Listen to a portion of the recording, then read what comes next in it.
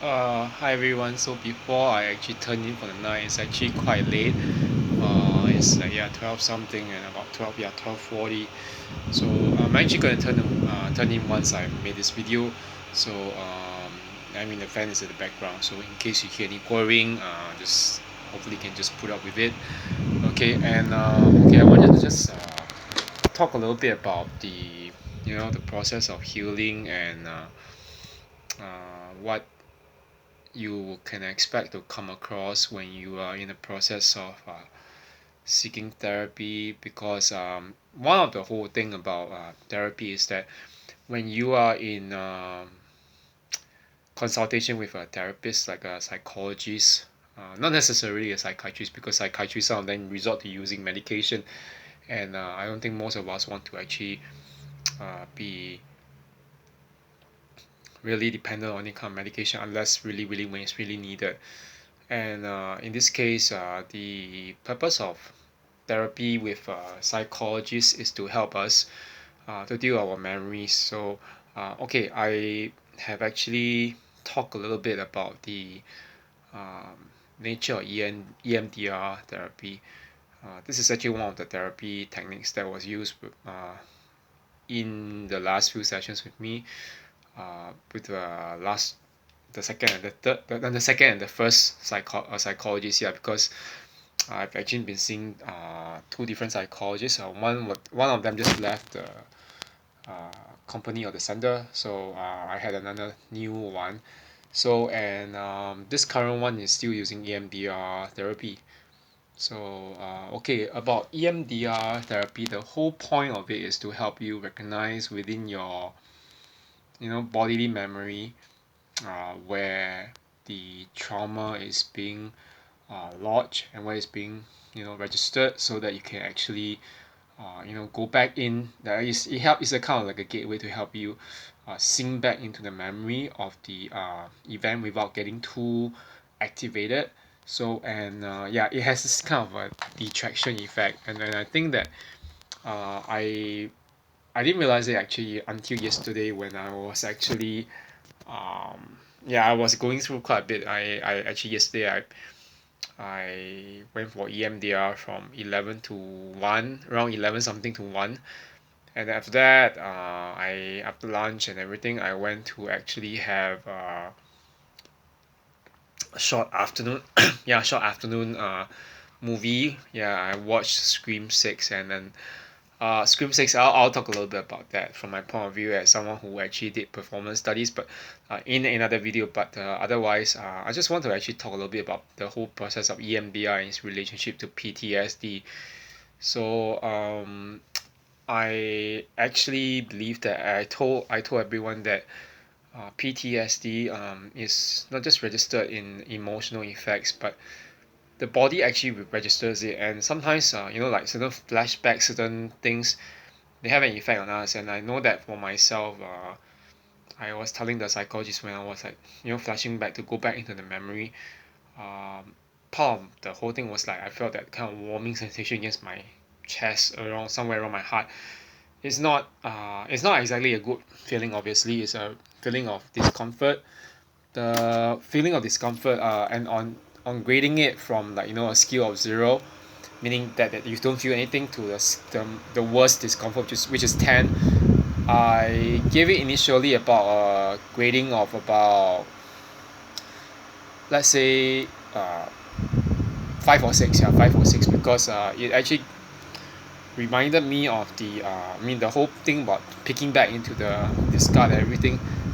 Yeah, it was kind of like very triggering, even though I know that now I don't freeze, and I don't have panic attacks. But even then, there is always a bit of discomfort, and discomfort is real. So that's one thing I really still struggle with. And but at the same time, I think I was telling the psychologist that there are two things that I actually saw. One of the things that I saw was actually, the realization that, while I was having that last, the so-called final, the negotiation or mediation between me and the ex-narcissist, there was the background of the cruise ship in the background. Yeah, the cruise ship, the waterfront, because it was actually a harbourfront center mall, which is somewhere near near the cruise ship or near the ocean. I mean, before we take that the bridge or that bus or taxi across to Sentosa Island, which is an island offshore. So, but yeah, it's a very popular island here in Singapore for the tourism. So not just locally but also internationally. But there's something about that particular memory. So, and then on top of that, I told the psychologist that I had another thing that kind of flashback. I remember that other than beyond all the different things I was talking about, the eye color change of the narcissist, the baring of teeth, survivor spluttering, everything. I mean, which I think she probably knew based on what I told her last time, and also the notes from the prior psychologist. There was something else about what was it? The there was a Malay couple. Malay couple. Obviously, also like the Malays being mostly Muslims. The woman was actually wrapped up in her headdress, her religious headdress, and they were sitting across from me and the ex-narcissist back then on that day of the discard.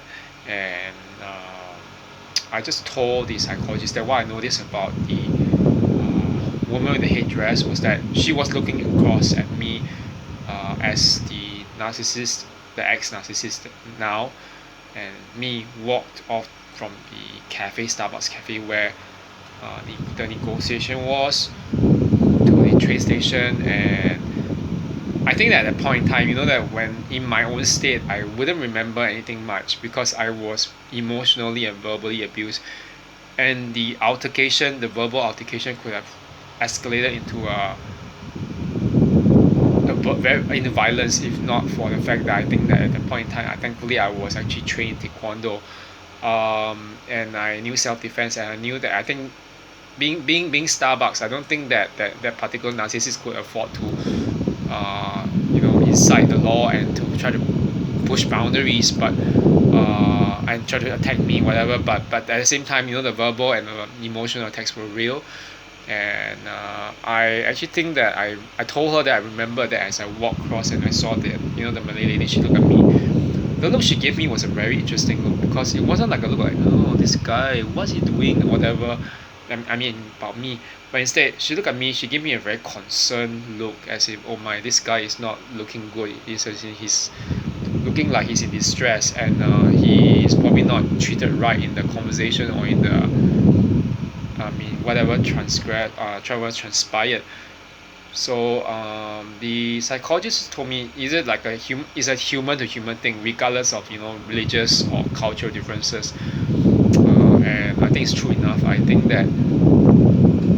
that today I was telling another fellow survivor of narcissistic abuse from another channel about this, and she said, people outside of the whole thing, they can look in as outsiders and onlookers, and they know that we, the survivors or the victims, are actually undergoing some form of abuse.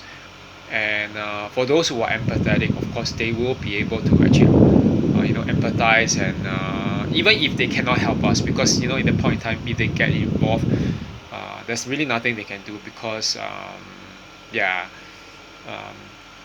they couldn't possibly fight with a narcissist. But they are able to tell, and of course those who are just empathetic or sympathetic will want to actually will probably wish the best for us, or some of them might even be uttering prayers or uh, hope and peace for us to get past the situation. I think that one thing that the psychologist told me was this, that you do realize that after these sessions, you are actually not just remembering what happened between you and the narcissist in question, but you are actually also noticing the things around you, your surroundings. I mean, part of it has to do with the fact that I know that I myself, I have a very strong or powerful peripheral vision that I always look at my surroundings, but unlike other people, and I do observe even in the middle of everything. But what she said was actually quite true, that the whole point about this is to reduce the EMDR therapy is to reduce the impact that all these memories have on us. So okay, I know that this is a really like a rambling and everything, but I do just want to get it out there, that based on what I saw, especially on the what I saw of that woman there who was looking at me across like one or two seats away from my sitting in Starbucks cafe when that happened during the discard. There are actually people who are really, really empathetic. I just don't realize it myself, and sometimes they can't help you directly, but they do wish that they do show some form of concern. And when I was telling a senior citizen, like an uncle, not a real biological uncle, but we always call people uncle when they are senior citizen, about this, he just said, what, it's actually very good that you actually noticed that during your therapy. So yeah, he thinks that this therapy is actually doing me good. And I can't realize this actually when I was doing it, because it was very activating, and even although I went back home and then to the cinema theater, you know with a relatively calmer state of mind, but at the same time I can't deny that watching Scream 6 actually activated a little bit of the CPTSD, because that for those who know anything about Scream 6, you'll probably know that it's actually under the genre of slasher thriller. So it's based on the serial killers, and obviously almost all serial killers are psychopaths. They are narcissistic psychopaths with an agenda. And in this case, I see a lot of this. Last year's Scream 5 and then this year's Scream 6.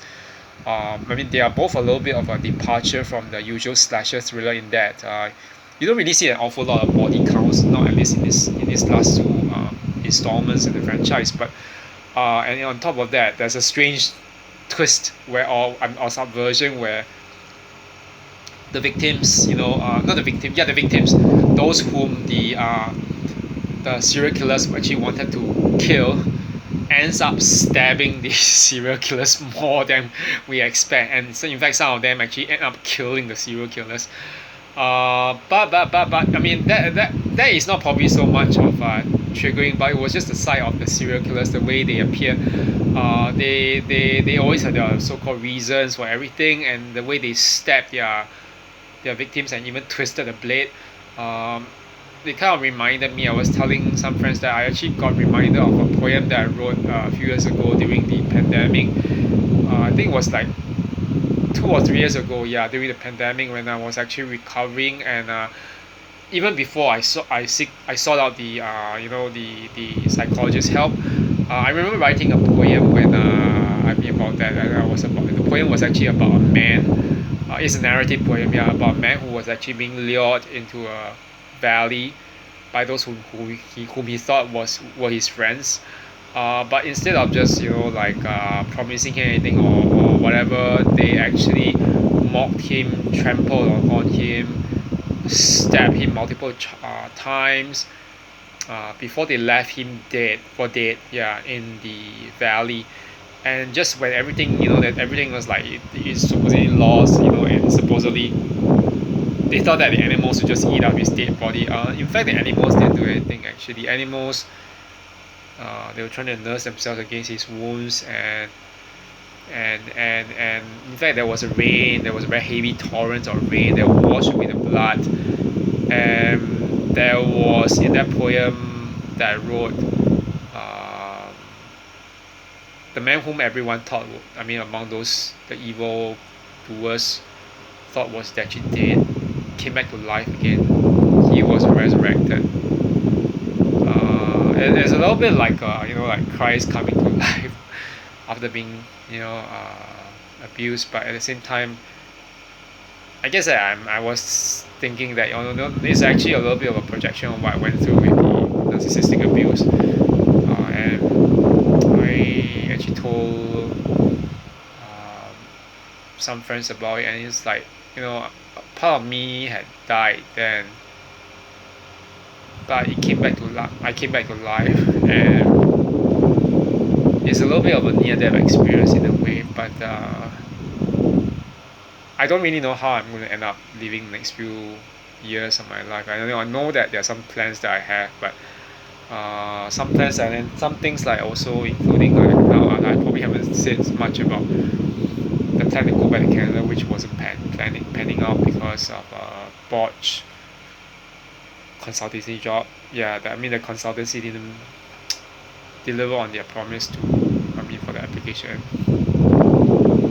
There's a lot of false hopes, yeah. But I mean, I had to withdraw the application for the PR and start everything from scratch. It's going to be a bit sad. I mean, I might not be able to go back to Canada. I might have to actually go somewhere else, but and I have study plans too, so it's a bit distressing as well.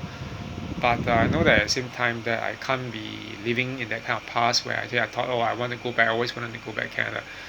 Sometimes just as what the uncle told me, sometimes some things were not meant to happen because there's a reason.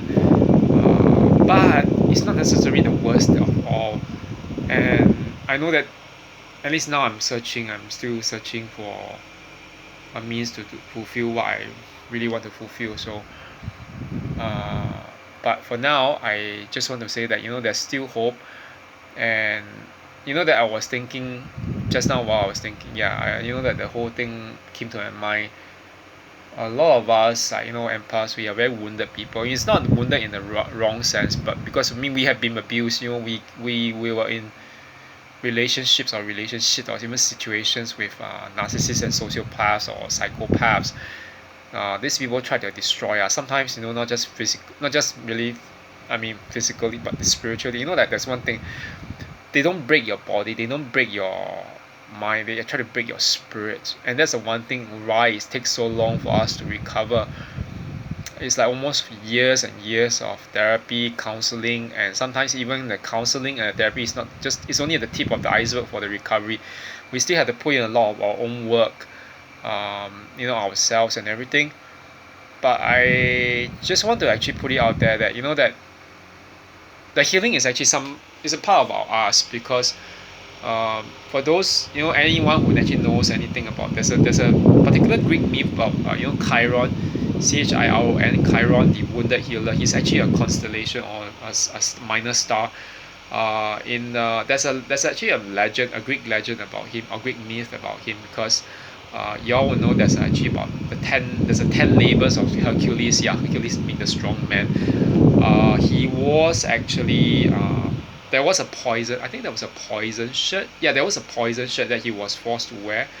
That one probably drove him mad. But the centaurs, the centaur. Yeah, Chiron, the wounded healer, was a centaur. He was actually wounded by an arrow. Yeah, that was deep in the blood of I think the poisonous shirt. Yeah, the blood from the poisonous shirt that Hercules wore. And because of the arrow that hurt him, he couldn't be healed anyway. He couldn't be fully healed. Yet at the same time, is the paradox was that Chiron was also a healer.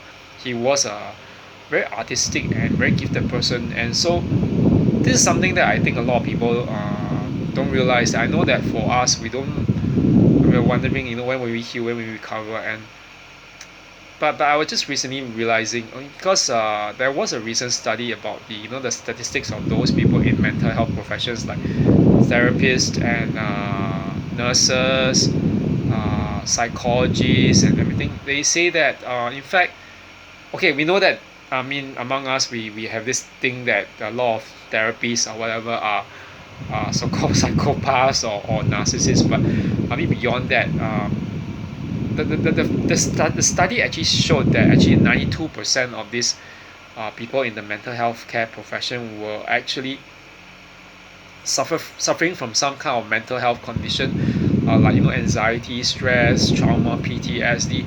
And it's not unusual, in fact. And the whole idea of Chiron, the wounded healer, comes to mind. Okay, because that for us, we even as empaths, we not just wanted, we want to actually be the healers, the people to bind the wounds, to heal the wounds of other people. But ultimately, none of it is actually, we are not actually exactly able to do that, because no one can do it by themselves. I mean, the truth is this. Even if you just go beyond that whole thing about Chiron the wounded healer, we have to heal our own wounds. We shouldn't be looking to someone else to heal those wounds, because looking to someone else for our own validation, our own uh, emotional healing, or probably even our own salvation is uh, yeah, that's where things like cult groups and cult leaders and dictators, or the so-called man or woman to save you all will come about.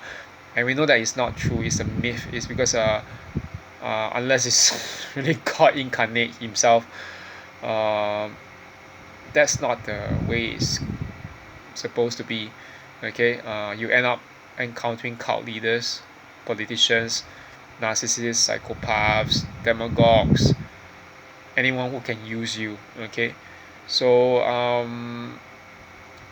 so the thing is this: look within. Yeah, look within for the healing.